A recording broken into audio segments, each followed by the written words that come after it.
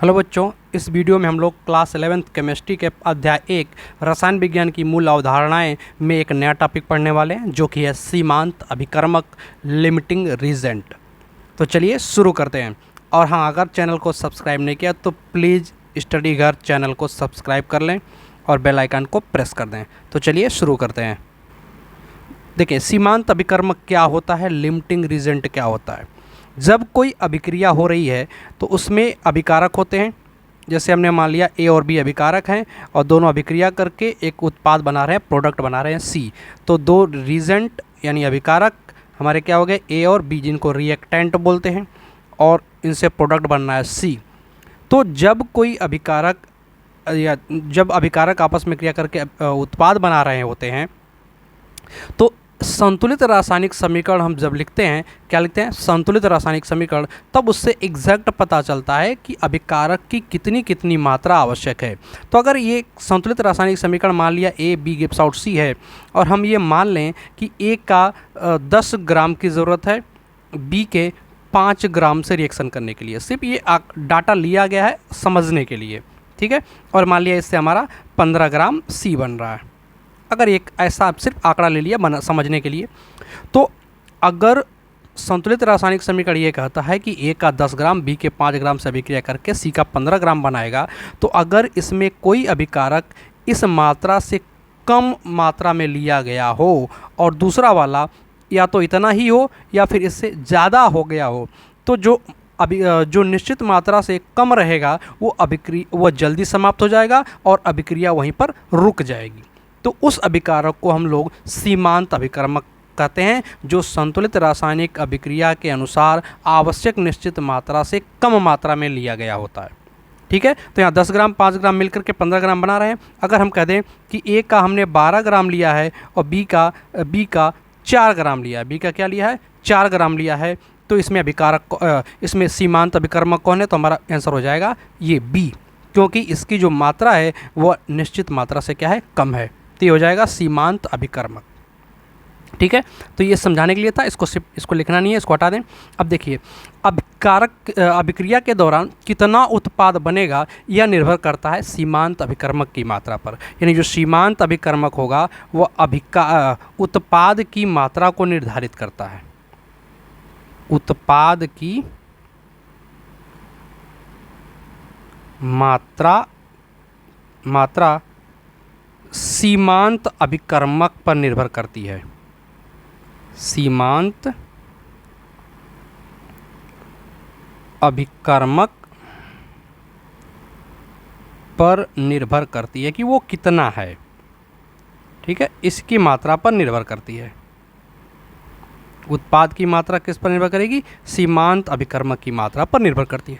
चलिए अब एक क्वेश्चन की सहायता से इसको हम समझते हैं। हाँ, पहले इसकी डिफिनीशन समझ लें कि वह अभिकारक जो अभिक्रिया समाप्त होने पर पूर्ण रूप से प्रयुक्त हो चुका होता है सीमांत अभिकर्मक कहलाता है। जो दूसरा वाला अभिकर्मक होगा, रिएक्टेंट होगा, अभिकारक होगा, वो बचा रह जाएगा, और जो सीमांत अभिकर्मक होगा अभिक्रिया समाप्त होते ही पूरी तरह से खत्म हो जाएगा, पूरी तरह से प्रयुक्त हो चुका होगा, ठीक है। तो अभिकारक जो अभिक्रिया समाप्त होने पर पूर्ण रूप से प्रयुक्त हो जाता है सीमांत अभिकर्मक कहलाता है, ठीक है। और यह हमेशा आवश्यक निश्चित मात्रा से कम में रहता है। चलिए अब आगे बढ़ते हैं, क्वेश्चन करते हैं और इसको और समझते हैं। चलिए यहाँ पे क्वेश्चन दिया हुआ है कि 3 ग्राम H2 29 ग्राम O2 से क्रिया कर H2O बनाती है। अब इसमें 3 पार्ट क्वेश्चन के दिए हुए हैं। पहला करा सीमाकारी अभिकर्मक यानी सीमांत अभिकर्मक क्या है, बताना है इन दोनों में सीमांत अभिकर्मक कौन है, H2 है या O2 है।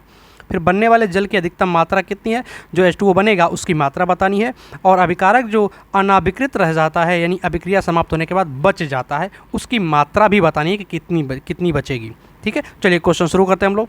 सबसे पहले क्या करते हैं, सीमांत अभिकर्मक के क्वेश्चन लगाने के लिए सबसे पहला काम होता है हमारा संतुलित रासायनिक समीकरण लिखना। तो अगर इसका संतुलित रासायनिक समीकरण लिखें तो H2 और O2 आपस में अभिक्रिया करके क्या बना रहे हैं, H2O बना रहे हैं, पानी बना रहे हैं। समीकरण को संतुलित करें अगर, तो दाएं तरफ ऑक्सीजन 1 है और यहाँ पर ऑक्सीजन के 2 एक अणु मतलब 2 परमाणु हो गए, तो ऑक्सीजन बराबर करने के लिए यहाँ 2 लगा देंगे।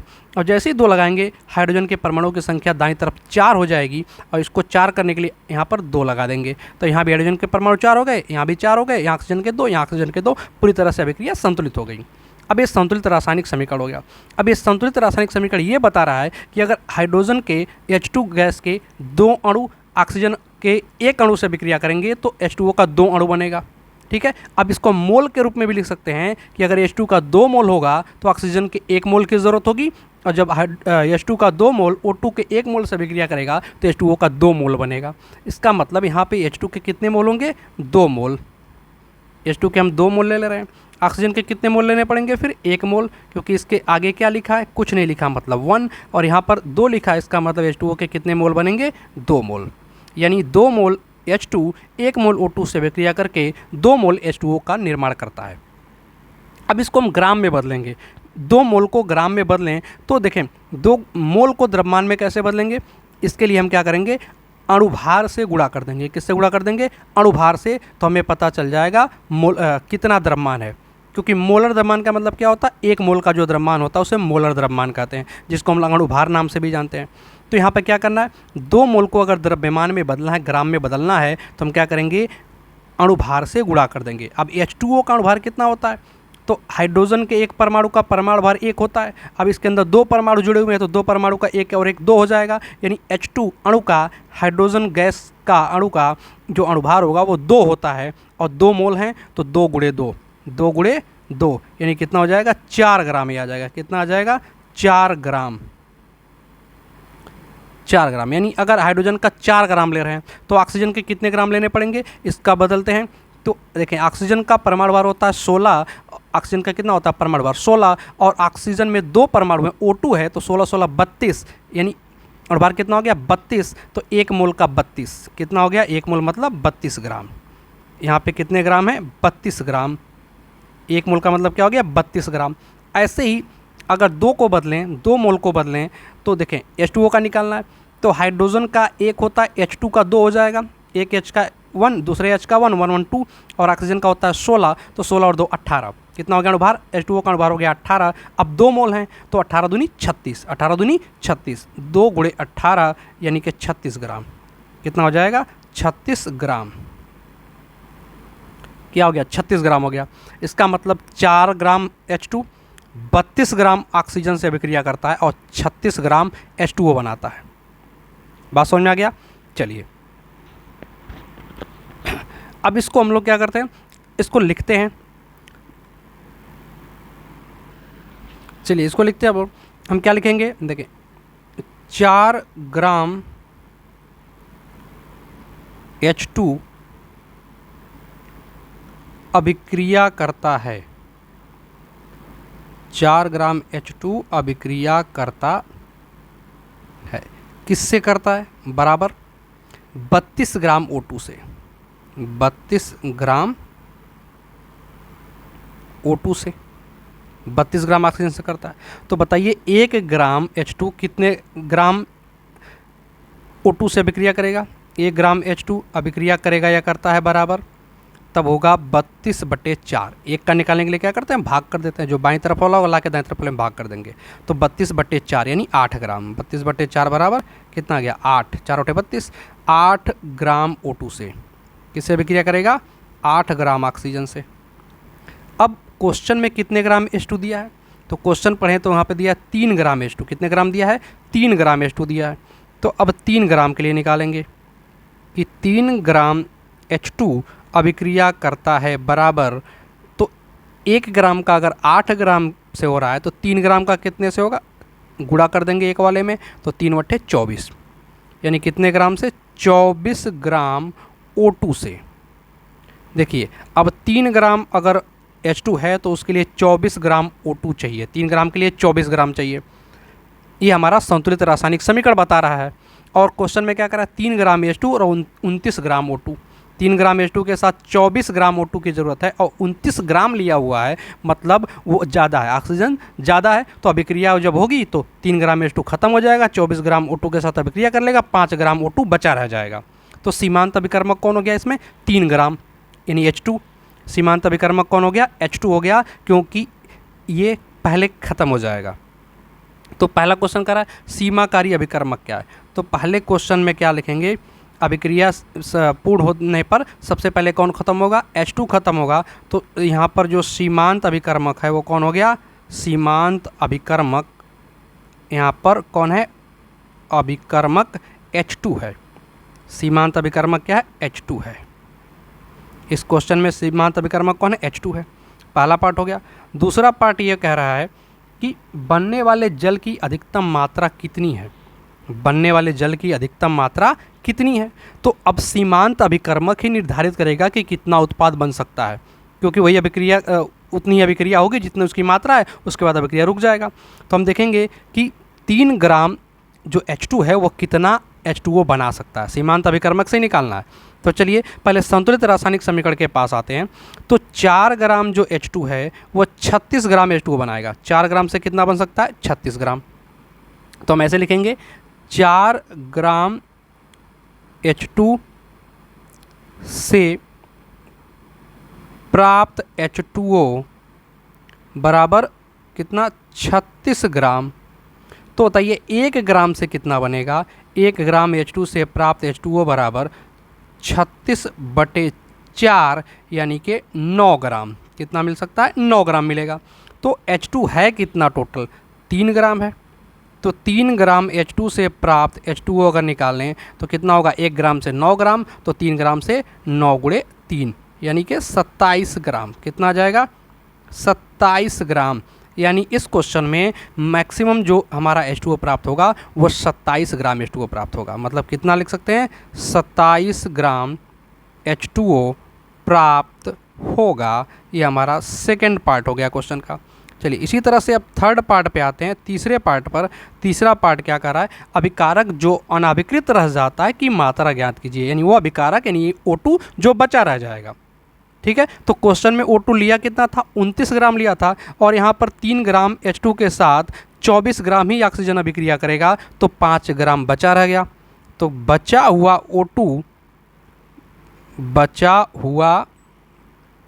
O2 अगर निकालें तो टोटल लिया गया था 29 ग्राम, उसमें से 24 ग्राम अभिक्रिया कर जाएगा और कितना बचेगा?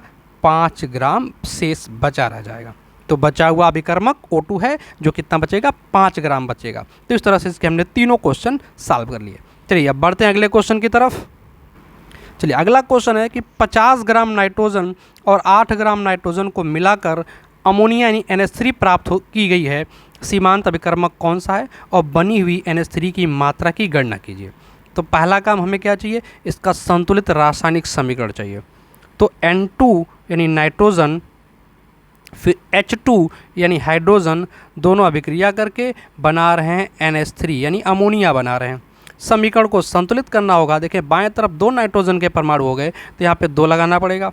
अब जैसे ही 2 लगाएंगे हाइड्रोजन की संख्या दाएं तरफ 6 हो जाएगी, तो इसको बराबर करने के लिए यहाँ 3 से गुणा करना पड़ेगा। अब ये संतुलित रासायनिक समीकरण हो गया। ये संतुलित रासायनिक समीकरण ये बोल रहा है कि N2 का 1 मोल H2 के 3 मोल से अभिक्रिया करेगा, तब जाके 2 मोल अमोनिया बनेगा।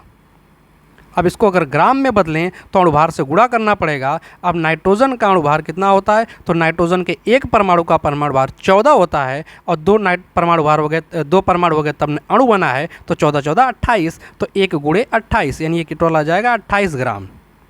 ऐसे इसको निकालें तो हाइड्रोजन का परमाणु भार 1 होता है, तो H2 का हाइड्रोजन के 1 अणु का अणुभार निकालेंगे तो 1 और 1 2, और यहाँ पे 3 मोल है, तो 3 गुणे 2 कितना हो जाएगा? 6 ग्राम। 3 गुणे 2 यानी कि 6 ग्राम। ये कितना हो गया? 6 ग्राम हो गया। इसको अगर निकालें तो 2 मोल है, पहले अमोनिया का निकालते हैं। तो नाइट्रोजन का कितना होता है? परमाणु भार 14 होता है, और हाइड्रोजन का 1 होता है, और 3 हाइड्रोजन के 3 हो जाएंगे, 14 3 17 हो जाएगा, और 2 से गुणा करेंगे तो 7 दूनी 34, 2 गुणे 17 यानी कि 34 ग्राम। 34 ग्राम इसका मतलब हुआ 28 ग्राम नाइट्रोजन 6 ग्राम हाइड्रोजन के साथ अभिक्रिया करता है, तो 34 ग्राम अमोनिया बनता है। ठीक है, अब क्वेश्चन में 50 ग्राम नाइट्रोजन और 8 ग्राम हाइड्रोजन दिया है। 8 ग्राम हाइड्रोजन दिया है, तब इसको हम लोग निकालते हैं। चलिए संतुलित रासायनिक समीकरण के अनुसार अगर हम देखें तो 6 ग्राम H2 अभिक्रिया करता है। पहले सीमांत अभिकर्मक पता करना चाहते हैं कि सीमांत अभिकर्मक कौन है। तो 6 ग्राम H2 अभिक्रिया करता है,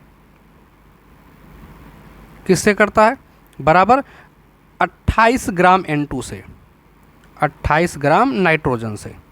ये किससे पता चल रहा है? संतुलित रासायनिक समीकरण से पता चल रहा है। तो अब 1 ग्राम के लिए निकालें कि 1 ग्राम H2 कितने N2 के साथ अभिक्रिया करेगा। तो 1 ग्राम के लिए हो जाएगा 28/6 ग्राम N2 से। ऐसे ही अब कितने क्वेश्चन में कितने ग्राम दिया है? क्वेश्चन में दिया है H2 8 ग्राम। तो 8 ग्राम के लिए निकालें, 8 ग्राम H2 अभिक्रिया करता है बराबर 28/6 गुणे 8। एक वाले में 8 से गुणा कर देंगे, 8 वाले का निकल जाएगा। अब इसको भाग दे सकते हैं, तो 2 से काट देंगे, 2 3 6 और इधर हो जाएगा 2 चौके 8। अब गुणा कर देते हैं, तो 4 × 32 को 2 हासिल 3 और 4 दूनी 8 और 3 11, 112/3 दशमलव में आएगा। 3 3 9 बच जाएगा 2, हो जाएगा 23। तो 3 7 21 बच जाएगा 2, हो जाएगा 20। 3 6 18 बच जाएगा 2। ठीक है, 3 6 18 बच जाएगा 2, यानी 37.66। कितना आएगा? 37.66। ठीक है, गुणा एक बार चेक कर लीजिए, चेक कर लेते हैं, हो सकता है गलत ना हुआ हो। जी यहाँ 2 से काट दिया, तो 2 3 6, 2 चौके 8, 4 का गुणा किया, 4 × 32 को 2 हासिल 3, 4 दूनी 8 और 3 11, 112/3, 3 से भाग दे रहे हैं, तो 3 3 9 बच जाएगा 2, हो जाएगा 22। 3 7 21 बच जाएगा 1, हो जाएगा 10। हाँ 10 तो यहाँ गलत हुआ, 3 बार जाएगा, तो 3 3 9, 3 3 9 यानी 37.33। चलिए, तो अब देखते हैं कि अब यहाँ से आ गया कि 8 ग्राम H2 के लिए 37.33 ग्राम क्या चाहिए? हमारा नाइट्रोजन चाहिए। ये N2 है, ग्राम N2। ठीक है, अब क्वेश्चन में देखिए, क्वेश्चन में 8 ग्राम हाइड्रोजन तो दिया है, ठीक है, और नाइट्रोजन कितना दे दिया? 50 ग्राम दे दिया है। और 8 ग्राम हाइड्रोजन के लिए 37.33 ग्राम ही नाइट्रोजन चाहिए, और ये 50 ग्राम दे दिया, मतलब आवश्यकता से ज़्यादा दिया है। तो अब सीमांत अभिकर्मक हमारा अब H2 हो जाएगा, क्योंकि यही ख़त्म होगा पहले। ठीक है, ये पहले क्या होगा? ख़त्म हो जाएगा और नाइट्रोजन बचा रह जाएगा। तो इस अभिक्रिया में हमारा सीमांत अभिकर्मक कौन हो गया? सीमांत अभिकर्मक